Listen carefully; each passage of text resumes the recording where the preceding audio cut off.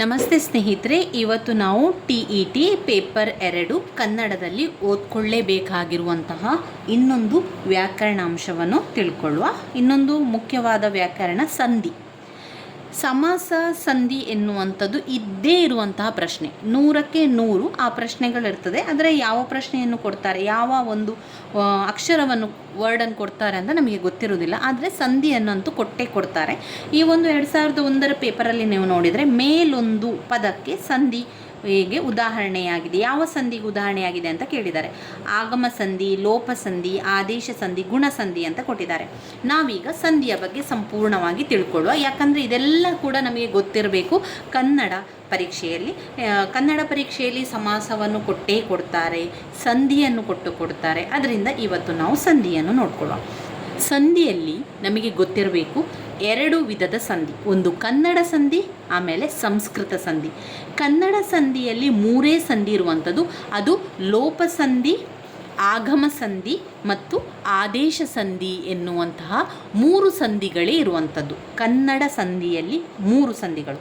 ಮೊದಲನೇದಾಗಿ ಸಂಧಿಯಲ್ಲಿ 2 ವಿಧ. ಒಂದು ಕನ್ನಡ ಸಂಧಿ, ಮತ್ತೊಂದು ಸಂಸ್ಕೃತ ಸಂಧಿ. ಕನ್ನಡ ಸಂಧಿಯಲ್ಲಿ ಬರುವಂಥದ್ದು ಲೋಪ ಸಂಧಿ, ಆಗಮ ಸಂಧಿ, ಆದೇಶ ಸಂಧಿ.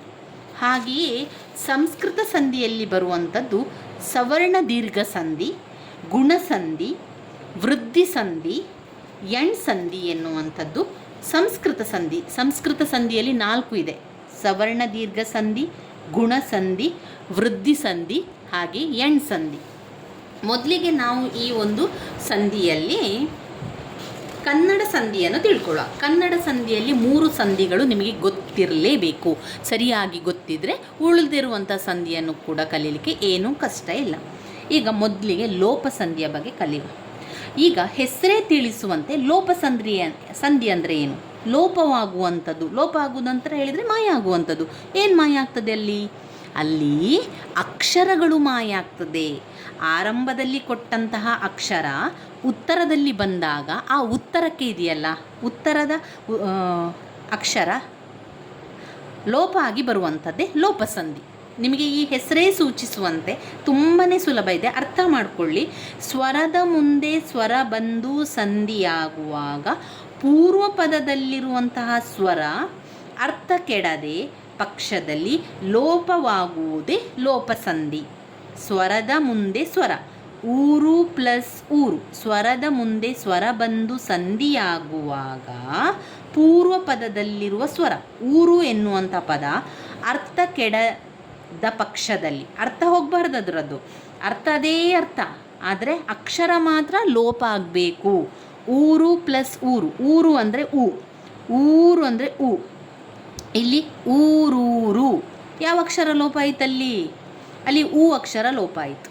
ಊರು ಪ್ಲಸ್ ಊರು, ಊರೂರು. ಒಂದು ಲೋಪ ಆಯಿತು. ಇಲ್ಲಿ 2 ಬಂದಿದೆ, ಅದರಲ್ಲಿ ಒಂದು ಲೋಪ ಆಯ್ತಲ್ವಾ, ಅದಕ್ಕೆ ಲೋಪಸಂಧಿ ಅಂತ ಹೇಳುವಂಥದ್ದು. ಊರು ಪ್ಲಸ್ ಊರು, ಸ್ವರದ ಮುಂದೆ ಸ್ವರ ಬಂದು ಸಂಧಿಯಾಗುವಾಗ ಪೂರ್ವ ಪದದಲ್ಲಿರುವ ಸ್ವರ ಲೋಪವಾದ ಪಕ್ಷದಲ್ಲಿ ಅದು ಲೋಪಸಂಧಿ. ಮೇಲೆ ಪ್ಲಸ್ 1, ಮೇಲೆ ಅಂದರೆ ಈ ಅಕ್ಷರವನ್ನು ಬರಿಬೇಕು ನಾವು. ಮೇಲೆ ಅಂತ ಬರ್ತದಲ್ವಾ, ಮೇಲೆ. ಇಲ್ಲಿನ ಮೊದಲ ಅಕ್ಷರ ಒಂದು ಮೇಲೆ ಪ್ಲಸ್ 1. ಇಲ್ಲಿ ಏನಾಯಿತು, ನಮಗೆ ಉತ್ತರ ಬರಬೇಕಾದ್ರೆ ಮೇಲೊಂದು. ಹೋಗಿ ಯಾವುದು ಬಂತು? ಲೋ ಬಂತು. ಏಕಾರಕ ಲೋಪ ಆಗಿದೆ. ಇಲ್ಲಿ ಏನು ಲೋಪ ಆಗಿದೆ? ಲೋಪ ಆಯಿತು. ಇಲ್ಲಿ ಲೋಪ ಆಯಿತು. ಅದರಿಂದ ಅದು ಲೋಪಸಂಧಿ. ಇನ್ನು ಆಗಮ ಸಂಧಿಗೆ ನೋಡಬೇಕು. ಆಗಮ ಆಗುವಂಥದ್ದು, ಆಗಮ ಅಂದರೆ ಬರುವಂಥದ್ದು. ಅದರಲ್ಲಿ 2 ರೀತಿಯ ಆಗಮನ ಇದೆ. ಒಂದು ವಕಾರ ಆಗಮನ ಆಗ್ತದೆ, ಇನ್ನೊಂದು ಯಕಾರ ಆಗಮನ ಆಗ್ತದೆ. ಸ್ವರದ ಮುಂದೆ ಸ್ವರ ಬಂದಾಗ ಲೋಪ ಸಂಧಿ ಮಾಡಿದರೆ ಅರ್ಥವು ಕೆಡುವಂತಿದ್ದಲ್ಲಿ ಆ 2 ಸ್ವರಗಳ ಮಧ್ಯದಲ್ಲಿ ಯಾಕಾರವು ವಾಕಾರವು ಹೊಸದಾಗಿ ಸೇರ್ಪಡೆಯಾಗ್ತದೆ. ಈಗ ನಾವು ಲೋಪಸಂಧಿ ನೋಡಿದ್ದೇವೆ. ಲೋಪಸಂಧಿಯಲ್ಲಿ ನಾವು ನೋಡುವಾಗ ಊರು ಪ್ಲಸ್ ಊರು, ಊರೂರು ಅಂತ ಬಂತಾ? ಇದರಲ್ಲಿ ಏನಾಯಿತು? ಊರು ಲೋಪ ಆಯಿತು, ಲೋಪ ಆಯಿತು, ಬೇರೆ ಊರೂರು ಅಂತ ಬಂತು. ಈಗ ಬರುವಂಥ ಅಕ್ಷರ ಇದೆಯಲ್ಲ, ಅಲ್ಲಿ ವಾ ಬಂದರೆ ಅದು ವಕಾರಾಗಮನ. ಯಾ ಬಂದರೆ ಯಕಾರಾಗಮನ. ಆಯಿತಾ? ಆಗಮ ಸಂಧಿ ಅಂದರೆ ಬರುವಂಥದ್ದು. ಯಾವುದು ಬರ್ತದೆ ಇಲ್ಲಿ? ಇಲ್ಲಿ ಯಾ ಎನ್ನುವಂಥ ಒಂದು ಅಕ್ಷರ ಬರ್ತದೆ, ವಾ ಎನ್ನುವಂಥ ಅಕ್ಷರ ಬರ್ತದೆ. ಯಾ ಅಕ್ಷರ ಬಂದರೆ ಅದು ಯಕಾರಾಗಮನ, ವಾ ಅಂತ ಬಂದರೆ ಅದು ವಕಾರಾಗಮನ. ಒಟ್ಟಿನಲ್ಲಿ ಅದು ಆಗಮ ಸಂಧಿ. ಆಯಿತಾ? ಒಟ್ಟಿನಲ್ಲಿ ಅದು ಯಾವುದು? ಅದು ಒಟ್ಟಿನಲ್ಲಿ ಆಗಮ ಸಂಧಿಯಲ್ಲಿ ಬರುವಂಥದ್ದು. ವಕಾರ ಆಗಮನ ಮತ್ತು ಯಕಾರ ಆಗಮನ. ಸ್ವರದ ಮುಂದೆ ಸ್ವರ ಬಂದಾಗ ಲೋಪ ಸಂಧಿ ಮಾಡಿ ಅಲ್ಲಿ ಆ ಎರಡೂ ಸ್ವರಗಳ ಮಧ್ಯೆ ಯಾ ಆಕಾರ ವಾಕಾರ ಹೊಸದಾಗಿ ಬರುವಂಥದ್ದು. ಈಗ ಉದಾಹರಣೆಯನ್ನು ನೀವು ನೋಡಿದಾಗ ನಿಮಗೆ ಸರಿಯಾಗಿ ಗೊತ್ತಾಗ್ತದೆ. ಗಿರಿ ಪ್ಲಸ್ ಅನ್ನು ಅಂತ ಇದೆ. ಈಗ ಈ ಗಿರಿ ಈ ಎನ್ನುವಂಥದ್ದು ಲೋಪ ಆಯಿತು. ಆದರೆ ಲೋಪ ಆದರೆ ಯಾ ಬರದೇ ಇದ್ದರೆ ಅದು ಲೋಪ ಸಂಧಿ. ಆದರೆ ಈಯ ಬದಲಿಗೆ ಏನು ಬಂತು? ಯಾ ಬಂತು. ಅದರಿಂದ ಅದು ಯಕಾರಾಗಮನ. ನೀವು ಕನ್ಫ್ಯೂಸ್ ಆಗಬೇಡಿ. ಅಲ್ಲಿ ಯಾ ಇದ್ದರೆ ಅದು ಯಕಾರಾಗಮನೆ, ವಾ ಇದ್ದರೆ ವಕಾರಾಗಮ ಅಂತವೇ ನೆನಪಲ್ಲಿ ಹಿಡ್ಕೊಳ್ಳಿ. ಕೆಲವೊಂದು ಸಣ್ಣ ಪುಟ್ಟ ಬದಲಾವಣೆಗಳಿರ್ಬೋದು, ಆದರೆ ಗ್ರಾಮರ್ ಅರ್ಥವೇ ಆಗೋದಿಲ್ಲ ಅಂತ ಇದ್ದವರು ಸ್ವಲ್ಪ ಸಿಂಪಲಾಗಿ ಯೋಚನೆ ಮಾಡಲಿಕ್ಕೆ ಕಲಿಬೇಕು. ಗಿರಿಯನ್ನು ಯಕಾರ ಆಗಮನ, ಮೈಯನ್ನು ಮೈ ಪ್ಲಸ್ ಅನ್ನು ಮೈಯನ್ನು ಯಕಾರಾಗಮನ, ಕುಲ ಪ್ಲಸ್ ಅನ್ನು ಕುಲವನ್ನು ವಕಾರಾಗಮನ. ಇದು ಆಗಮ ಆಗುವಂಥದ್ದು ಆಗಮ ಸಂಧಿ ಅಂತ ನೆನಪಲ್ಲಿ ಇಟ್ಕೊಳ್ಳಿ. ಲೋಪ ಆಗುವಂಥದ್ದು ಲೋಪ ಸಂಧಿ. ಅಲ್ಲಿ ಲೋಪ ಆದ ನಂತರ ಯಾ ಬರಬಾರ್ದು, ವಾ ಬರಬಾರ್ದು. ಯಾ ಬಂದರೆ ಮತ್ತು ವಾ ಬಂದರೆ ಅದು ಆಗಮ ಸಂಧಿಗೆ ಬರ್ತದೆ. ಇಲ್ಲಿ ಕೂಡ ಲೋಪ ಆಗ್ತದೆ. ಗಿರಿ ಉ ಈ ಲೋಪ ಆಗ್ತದೆ. ಅದರಲ್ಲಿ ಯಾ ಬಂದಿದೆ, ವಾ ಬಂದಿದೆ, ಆದರೆ ಮಾತ್ರ ಅದು ಆಗಮ ಸಂಧಿ. ಇದು ಕನ್ನಡ ಸಂಧಿಗಳು. ಮತ್ತೊಂದು ಬರುವಂಥದ್ದು ಆದೇಶ ಸಂಧಿ. ಆದೇಶ ಸಂಧಿಯಲ್ಲಿ ಹೇಗೆ ಬರ್ತದೆ? ಆದೇಶ ಸಂಧಿಯಲ್ಲಿ ಒಂದು ಅಕ್ಷರ ಬದಲಾವಣೆಯಾಗಿ ಬರುವಂಥದ್ದು. ಕಾ ಇರುವಂಥದ್ದು ಗಾ ಆಗಿ ಬದಲಾವಣೆ ಆಗುವಂಥದ್ದು. ಮಳೆಗಾಲ, ಮಳೆ ಪ್ಲಸ್ ಕಾಲ, ಗಾಕ್ಕೆ ಕಾ ಆಗಿ ಬದಲಾವಣೆ ಆಗ್ತದೆ. ಅದೇ ಸಮಾಸದಲ್ಲಿ ನೀವು ನೋಡಿದರೆ ಆ ಸಮಾಸ ಆ ರೀತಿ ಬರ್ತದೆ ನೋಡಿ. ನಾನು ಫಸ್ಟಿಗೆ ಹೇಳಿದೆಲ್ಲ, ಸಮಾಸದಲ್ಲಿ ಮಳೆ ಪ್ಲಸ್ ಕಾಲ ಮಳೆಗಾಲ, ಮರದ ಪ್ಲಸ್ ಕಾಲು ಮರಗಾಲು. ಅದು ಯಾವ ಸಂಧಿಗೆ ಬರ್ತದೆ? ಸಮಾಸಕ್ಕೆ ಬರ್ತದೆ. ಅದು ತತ್ಪುರುಷ ಸಮಾಸ. ಸಮಾಸದಲ್ಲಿ ಅದೇ ರೀತಿ ಇರ್ತದೆ, ಅದು ತತ್ಪುರುಷ ಸಮಾಸಕ್ಕೆ ಬರ್ತದೆ. ಇಲ್ಲಿ ಅದೇ ರೀತಿಯಾದಂತಹ ಒಂದು ಸಂಧಿ ಅದು ಆದೇಶ ಸಂಧಿಗೆ ಬರ್ತದೆ. ಅದು ಆದೇಶ ಸಂಧಿಗೆ ಬರ್ತದೆ. ಅಲ್ಲಿ ಕಾಕ್ಕೆ ಗಾ ಆಗಿ ಬದಲಾವಣೆ, ತಾಕ್ಕೆ ದಾ ಆಗಿ ಬದಲಾವಣೆ, ಪಾಕ್ಕೆ ಬಾ ಆಗಿ ಬದಲಾವಣೆ, ಚಾಕ್ಕೆ ಜ. ಕತಪಗಳಿಗೆ ಗದಬಗಳು ಆದೇಶವಾಗಿ ಬರುವಂಥದ್ದು. ಹಾಗೆ ನಾವು ನೆನಪಲ್ಲಿ ಇಟ್ಕೊಳ್ಬೇಕು. ಕತಪಗಳಿಗೆ ಗದಬಗಳು ಆದೇಶವಾಗಿ, ಕತಪಚಗೆ ಗದಬಜ ಆದೇಶವಾಗಿ ಬರುವಂಥದ್ದು. ಸ್ವರ ಅಥವಾ ವ್ಯಂಜನದ ಮುಂದೆ ಕಾತಾಪಗಳು ಬಂದಾಗ ಗದಬಗಳು ಆದೇಶವಾಗಿ ಬರ್ತದೆ. ಕಾದ ಮುಂದೆ ಗ. ನೋಡಿ ಇಲ್ಲಿ ಉದಾಹರಣೆ, ಚಳಿ ಪ್ಲಸ್ ಕಾಲ, ಕಾ ಇರ್ತದಲ್ಲ, ಇದೇ ಕಾ ಇಲ್ಲಿ ಗ ಆಗಿ ಬರ್ತದೆ.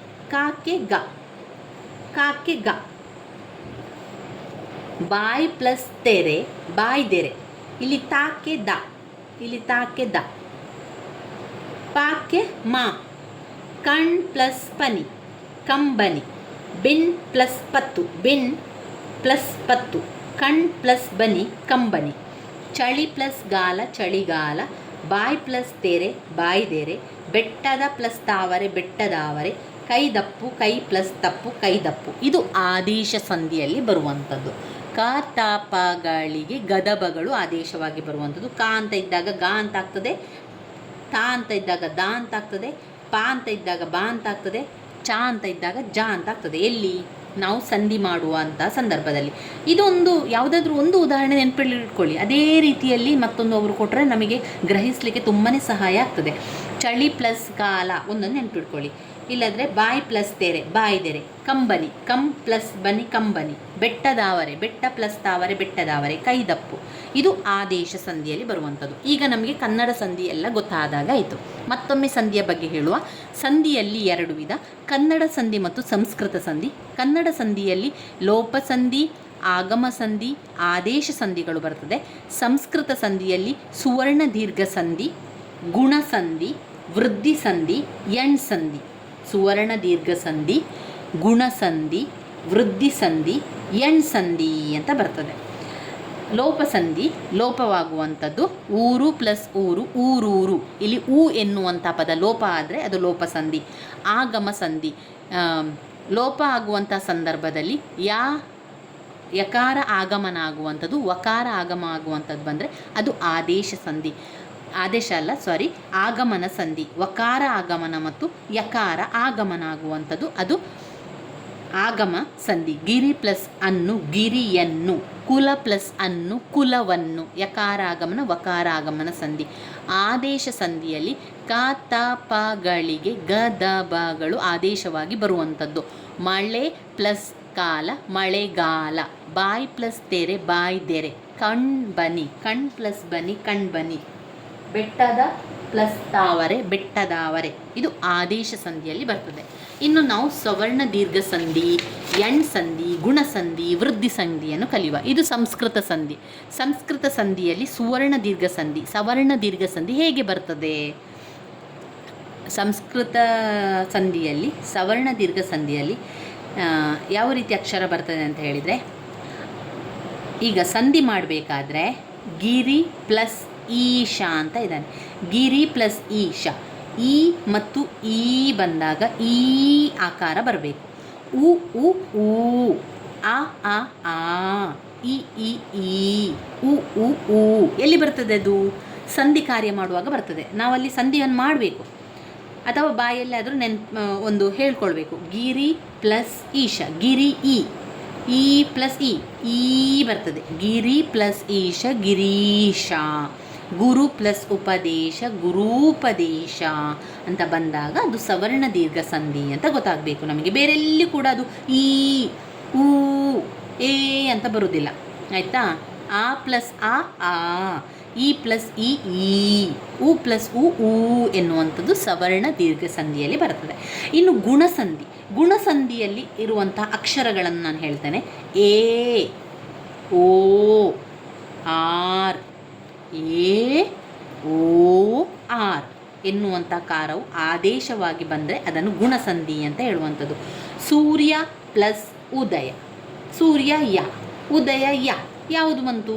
ಸೂರ್ಯೋದಯ. ನೀವು ಇಷ್ಟು ಅಕ್ಷರವನ್ನು ನೋಡಿ. ಎ ಬಂದರೆ ಯಾವುದರಲ್ಲಿ? ಉತ್ತರದಲ್ಲಿ ಎ ಇದ್ದರೆ, ಓ ಇದ್ದರೆ, ಆರ್ ಇದ್ದರೆ ಅದು ಗುಣಸಂಧಿ ಆಗಿರ್ತದೆ. ದೇವ ಪ್ಲಸ್ ಇಂದ್ರ ದೇವೇಂದ್ರ. ಸೂರ್ಯ ಪ್ಲಸ್ ಉದಯ ಸೂರ್ಯೋದಯ. ಅದು ನೆನ್ಪಿಟ್ಕೊಳ್ಳಿ, ಗುಣಸಂಧಿ. ವೃದ್ಧಿ ಸಂಧಿ ಹೇಗೆ ಬರ್ತದೆ? ವೃದ್ಧಿ ಸಂಧಿಯಲ್ಲಿ ಐ ಮತ್ತು ಅವು ಬರುವಂಥದ್ದು. ಯಾವಾಗಲೂ ಐ ಮತ್ತು ಅವು ಬಂದರೆ ಅದು ವೃದ್ಧಿ ಸಂಧಿ. ಅದು ನೀವು ನೆನಪಲ್ಲಿ ಇಟ್ಕೊಳ್ಳಿ. ಒಂದು ಬಾಯಿಪಾಠ ಮಾಡಿ ಆದರೂ ಕೂಡ ಕಲಿಬಹುದು. ವೃದ್ಧಿ ಸಂಧಿಯಲ್ಲಿ ಯಾವಾಗಲೂ ಐ ಮತ್ತು ಅವು. ವೃದ್ಧಿ ಸಂಧಿಯಲ್ಲಿ ಐ ಮತ್ತು ಅವು. ಗುಣಸಂಧಿಯಲ್ಲಿ ಎ ಓ ಆರ್, ಅದು ಗುಣಸಂಧಿ. ವೃದ್ಧಿ ಸಂಧಿಯಲ್ಲಿ ಐ ಮತ್ತು ಅವು. ಲೋಕ ಪ್ಲಸ್ ಏಕವೀರ ಲೋಕೈಕವೀರ. ವನೌಷಧ, ವನ ಪ್ಲಸ್ ಔಷಧ, ಅವು ಬಂತು ನೋಡಿ, ವನೌಷಧ. ಹಾಗೆ ವೃದ್ಧಿ ಸಂಧಿಯಲ್ಲಿ ಬರುವ ಅಕ್ಷರ ಉತ್ತರಕ್ಕೆ ಐ ಮತ್ತು ಅವು. ಗುಣಸಂಧಿಯಲ್ಲಿ ಎ ಓ ಆರ್. ಇನ್ನು ಎಣ್ ಸಂಧಿ. ಎಣ್ ಸಂಧಿ ಹೆಸರೇ ಸೂಚಿಸುವಂತೆ ಎಣ್ಣಿಗೆ ಮೇಲೆ ಕೊಂಬು ಬಂದಿದೆ. ಇದೇ ಕೊಂಬು ಇರುವಂಥ ಅಕ್ಷರ ವ ಯ ರ. ವ ಯ ರ, ಆ ಮೂರು ಅಕ್ಷರ ಬಂದರೆ ಅದು ಎಣ್ ಸಂಧಿ. ಜಾತಿ ಪ್ಲಸ್ ಅತೀತ ಜಾತ್ಯಾತೀತ. ಹೀಗೆ ಯ ಬರ್ತದೆ ನೋಡಿ, ತಲೆಗೆ ಒಂದು ಕೊಂಬು ಬರ್ತದೆ, ಅದು ಬಂದರೆ ಅದು ಎಣ್ ಸಂಧಿ. ಅತಿ ಪ್ಲಸ್ ಆಸೆ ಅತ್ಯಾಸೆ. ಅತ್ಯಂತ ಅತ್ಯಂತ, ಅದು ನಾವು ಸಂಧಿಯನ್ನು ಬಿಡಿಸಿ ನೋಡಬೇಕು, ಆದರೆ ಮಾತ್ರ ನಮಗೆ ಗೊತ್ತಾಗುವಂಥದ್ದು, ಇಲ್ಲದ್ರೆ ಗೊತ್ತಾಗೋದಿಲ್ಲ. ಈಗ ಸಂಸ್ಕೃತ ಸಂಧಿಯನ್ನು ಮತ್ತೊಮ್ಮೆ ಹೇಳ್ತಾ ಹೋಗುವ.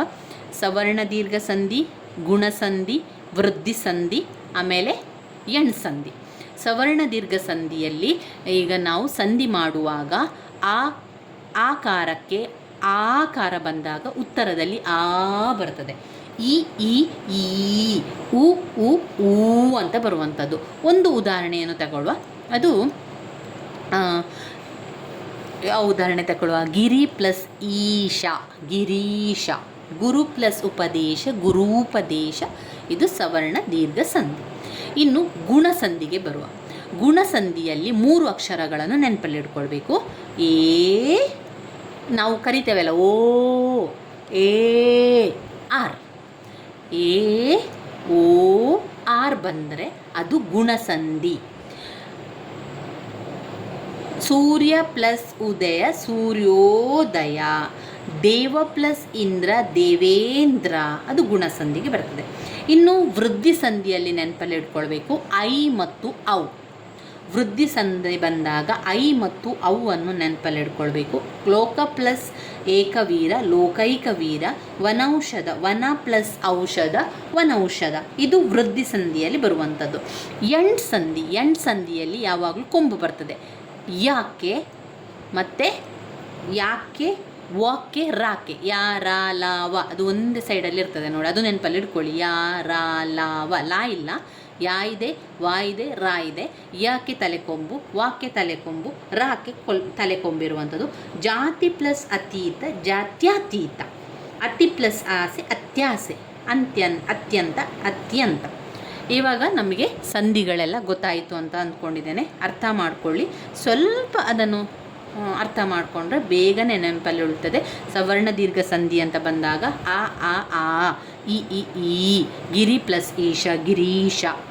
ಗುಣಸಂಧಿ ಎ ಓ ಆರ್, ಸೂರ್ಯ ಪ್ಲಸ್ ಉದಯ ಸೂರ್ಯೋದಯ, ದೇವ ಪ್ಲಸ್ ಇಂದ್ರ ದೇವೇಂದ್ರ. ವೃದ್ಧಿ ಸಂಧಿ ಐ ಮತ್ತು ಔ. ಲೋಕ ಪ್ಲಸ್ ಏಕವೀರ ಲೋಕೈಕವೀರ, ವನ ಔಷಧ ವನ ಪ್ಲಸ್ ಔಷಧ ವನೌಷಧ. ಎಂಡ್ ಸಂಧಿ ವ ಯ ರ ಬರುವಂಥದ್ದು ಯಾವಾಗಲೂ ಎನ್ ಸಂಧಿ. ಜಾತಿ ಪ್ಲಸ್ ಅತೀತ ಜಾತ್ಯಾತೀತ, ಅತಿ ಪ್ಲಸ್ ಆಸೆ ಅತ್ಯಾಸೆ, ಅತ್ಯಂತ ಪ್ಲಸ್ ಅಂತ್ಯ ಅತ್ಯಂತ. ಯ ವ ರ ಎನ್ನುವಂಥ ಅಕ್ಷರಗಳು ಅದರಲ್ಲಿ ಬರಬೇಕು. ಲೋಪಸಂಧಿಯಲ್ಲಿ ಯಾವುದಾದ್ರೂ ಒಂದು ಅಕ್ಷರ ಲೋಪವಾಗುವಂಥದ್ದು. ಮೊದಲ ಪದ ಪೂರ್ವ ಪದದ ಅಕ್ಷರ ಲೋಪ ಆದರೆ ಲೋಪಸಂಧಿ. ಯಕಾರ ಆಗಮನ ಮತ್ತು ಲೋಪವಾಗಬೇಕಾದ್ರೆ ಯಕಾರ ಆಗಮ ಬಂದರೆ ಅಥವಾ ವಕಾರ ಆಗಮ ಬಂದರೆ, ಗಿರಿ ಪ್ಲಸ್ ಅನ್ನು ಗಿರಿಯನ್ನು, ಕುಲ ಪ್ಲಸ್ ಅನ್ನು ಕುಲ ಅನ್ನು, ಅದು ಆಗಮ ಆಗುವಂಥದ್ದು ಆಗಮ ಸಂಧಿ. ಆದೇಶವಾಗುವಂಥದ್ದು ಒಂದು ಅಕ್ಷರಕ್ಕೆ ಇನ್ನೊಂದು ಅಕ್ಷರ ಬದಲಾವಣೆಯಾಗಿ ಬರುವಂಥದ್ದು. ಮಳೆ ಪ್ಲಸ್ ಕಾಲ ಮಳೆಗಾಲ. ಆಮೇಲೆ ಬಾಯಿ ಪ್ಲಸ್ ತೆರೆ ಬಾಯ್ದೆರೆ, ಕಂಬನಿ ಕಣ್ ಪ್ಲಸ್ ಪನಿ ಅಂದರೆ ಕತಪಗಳಿಗೆ ಗದಬಗಳು ಆದೇಶವಾಗಿ ಬರುವಂಥದ್ದು ಆದೇಶ ಸಂಧಿ. ಸಂಸ್ಕೃತ ಸಂಧಿಯಲ್ಲಿ ಸವರ್ಣ ದೀರ್ಘ ಸಂಧಿಯಲ್ಲಿ ಆ ಪ್ಲಸ್ ಆ ಇ ಪ್ಲಸ್ ಈ, ಗಿರಿ ಪ್ಲಸ್ ಈಶ ಗಿರೀಶ. ಗುಣಸಂಧಿ ಎ ಓ ಆರ್ ಬರುವಂಥದ್ದು. ಸೂರ್ಯ ಪ್ಲಸ್ ಉದಯ ಸೂರ್ಯೋದಯ, ದೇವ ಪ್ಲಸ್ ಇಂದ್ರ ದೇವೇಂದ್ರ.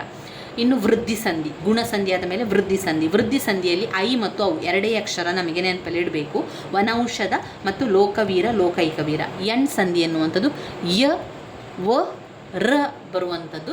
ಅತ್ಯಂತ ಅತಿ ಅಂತ ಅತ್ಯಂತ, ಅತಿ ಆಸೆ ಅತ್ಯಾಸೆ, ಜಾತಿ ಪ್ಲಸ್ ಅತೀತ ಜಾತ್ಯಾತೀತ. ಇವಿಷ್ಟು ಸಂಧಿಗಳು ಕನ್ನಡ ಸಂಧಿಗಳು ಮತ್ತು ಸಂಸ್ಕೃತ ಸಂಧಿಗಳು. ತುಂಬಾ ಸುಲಭ ಇದೆ, ಸ್ವಲ್ಪ ಅರ್ಥ ಮಾಡಿಕೊಂಡ್ರೆ ಎಲ್ಲವನ್ನು ಕೂಡ ಬರಿಬೋದು. ಇವು ಕೂಡ ಕನ್ನಡ ವ್ಯಾಕರಣಕ್ಕೆ ತುಂಬಾ ಉಪಯೋಗವಾಗುವಂಥದ್ದು. ಇಲ್ಲಿ ಕೊಟ್ಟಿದ್ದಾರೆ ನೋಡಿ, ಮೇಲೊಂದು ಮೇಲೆ ಎ ಪ್ಲಸ್ ಒಂದು ಮೇಲೊಂದು ಎ ಲೋಪ ಆಯಿತು. ಅಲ್ಲಿ ಯಾವುದೇ ರೀತಿಯ ಯಾ ಆಗಮನ ಆಗಲಿಲ್ಲ, ವಾ ಆಗಮ ಆಗಲಿಲ್ಲ, ಆದ್ದರಿಂದ ಅದು ಆಗಮ ಅಲ್ಲ. ಈಗ ನಾವು ಹಾಗೆ ಯೋಚನೆ ಮಾಡಬೇಕು. ಇಲ್ಲಿ ಯಕಾರ ಸಹ ಬರಲಿಲ್ಲ, ವಕಾರ ಸಹ ಬರಲಿಲ್ಲ, ಸೊ ಇದು ಆಗಮ ಸಂಧಿ ಅಲ್ಲ. ಆಯಿತಾ? ಲೋಪ ಸಂಧಿ ಎ ಒಂದು ಲೋಪ ಆಗಿದೆ. ಇನ್ನು ಉಳಿದನ್ನು ನೋಡಿದರೆ ಮತ್ತೊಮ್ಮೆ ಸ್ವಲ್ಪ ನೋಡ್ಕೊಳ್ಬೇಕು ನೀವು. ಆದೇಶ ಸಂಧಿ ಹಾಗೆ ಕತಪಗಳಿಗೆ ಗತಪಗಳು ಬರ್ತದೆ. ಇದು ಯಾವುದೂ ಅಲ್ಲ. ಗಾಕ್ಕೆ ಕಾ ಬರಲಿಲ್ಲ, ಚಾಕೆ ದಾ ಬರಲಿಲ್ಲ, ಆ ರೀತಿ ಕತಪಗಳಿಗೆ ಗದಪಗಳು ಆದೇಶವಾಗಿ ಬರಲಿಲ್ಲ, ಸೊ ಆದೇಶ ಸಂಧಿ ಅಲ್ಲ. ಗುಣಸಂಧಿಯಲ್ಲಿ ಏನು, ಅದರ ಗುಣ ಹೇಗೆ ಅಂತ ಹೇಳಿದರೆ ಅಲ್ಲಿ 3 ಅಕ್ಷರಗಳಿರ್ತದೆ. ಎ ಓ ಆರ್. ಉತ್ತರದಲ್ಲಿ ಎ ಓ ಆರ್ ಬಂದರೆ ಗುಣಸಂಧಿ. ಅದು ಯಾವುದೂ ಅಲ್ಲ. ವೃದ್ಧಿ ಸಂಧಿ ಬರ್ತದೆ ಅಂತ ಹೇಳಿದರೆ ವೃದ್ಧಿ ಸಂಧಿಯಲ್ಲಿ ಐ ಮತ್ತು ಔ ಬರ್ತದೆ, ಅದು ಬರಲಿಲ್ಲ. ಆಮೇಲೆ ಎಂಡ್ ಸಂಧಿಯಲ್ಲಿ ಯ ವ ರ ಬರ್ತದೆ, ಅದು ಅಲ್ಲ. ಆದರೆ ಸವರ್ಣ ದೀರ್ಘ ಸಂಧಿ ಆಕಾರಕ್ಕೆ ಆ ಬಂದ ಆ ಬರುವಂಥದ್ದು. ಗಿರಿ ಪ್ಲಸ್ ಈಶ ಗಿರೀಶ, ಆ ರೀತಿ ಬರಬೇಕು. ಇಲ್ಲಿ ಬರಲಿಲ್ಲ, ಅದರಿಂದ ಸವರ್ಣ ದೀರ್ಘ ಸಂಧಿ ಅಲ್ಲ. ಹಾಗಾದರೆ ಇದು ಲೋಪಸಂಧಿ. ಲೋಪ ಆಯಿತು, ಏಕಾರ ಲೋಪ ಆಗಿದೆ, ಅದರಿಂದ ಮೇಲೊಂದು ಎನ್ನುವಂಥದ್ದು ಲೋಪಸಂಧಿ ಅಂತ ನಾವು ಗುರುತಿಸಬೇಕು. ಈಗ ನಾವು ಕನ್ನಡ ವ್ಯಾಕರಣದಲ್ಲಿ 2 ಬಗೆಯ ವ್ಯಾಕರಣಾಂಶವನ್ನು ಸರಿಯಾಗಿ ಕಲಿತುಕೊಂಡಿದ್ದೇವೆ. ಒಂದು ಸಮಾಸ, ಒಂದು ಸಂಧಿ, ಇದೆರಡೂ ಕೂಡ ಪ್ರಶ್ನೆ ಪತ್ರಿಕೆಯಲ್ಲಿ ಇರುವಂತಹ ಪ್ರಶ್ನೆ. ಆದ್ದರಿಂದ ತುಂಬಾ ಇಂಪಾರ್ಟೆಂಟ್ ಆಗಿರುವಂಥದ್ದು. ಇನ್ನು ನಾವು ಇದರಲ್ಲಿ ವ್ಯಾಕರಣಾಂಶ, ದ್ವಿರುಕ್ತಿ ಪದಗಳು ಅದನ್ನೆಲ್ಲ ಕಲಿಬೇಕು. ಅದರ ಜೊತೆಗೆ ನಾವು ವಿಭಕ್ತಿ ಪ್ರತ್ಯಯ, ಇನ್ನು ಮುಂದಿನ ವಿಡಿಯೋದಲ್ಲಿ ನಾವು ವಿಭಕ್ತಿ ಪ್ರತ್ಯಯವನ್ನು ಕಲಿಯುವ. ಯಾಕಂದರೆ ವಿಭಕ್ತಿ ಪ್ರತ್ಯಯದಿಂದ ಬೇರೆ ಬೇರೆ ರೀತಿಯ ಪ್ರಶ್ನೆಗಳು ಬರ್ತದೆ. ನಾವು ಅದು ತುಂಬಾ ಮುಖ್ಯವಾಗಿರುವಂಥದ್ದು ವಿಭಕ್ತಿ ಪ್ರತ್ಯಯ. ಅದನ್ನು ನಾವು ಮುಂದಿನ ವಿಡಿಯೋದಲ್ಲಿ ತಿಳ್ಕೊಳ್ಳುವ. ಸ್ನೇಹಿತರೆ, ನನ್ನ ವಿಡಿಯೋಸ್ ಎಲ್ಲ ನಿಮಗೆ ಇಷ್ಟ ಆಗಿದ್ದರೆ ಲೈಕ್ ಕೊಡಿ, ಶೇರ್ ಮಾಡಿ, ಸಬ್ಸ್ಕ್ರೈಬ್ ಮಾಡಲಿಕ್ಕೆ ಮರಿಬೇಡಿ. ಧನ್ಯವಾದಗಳು.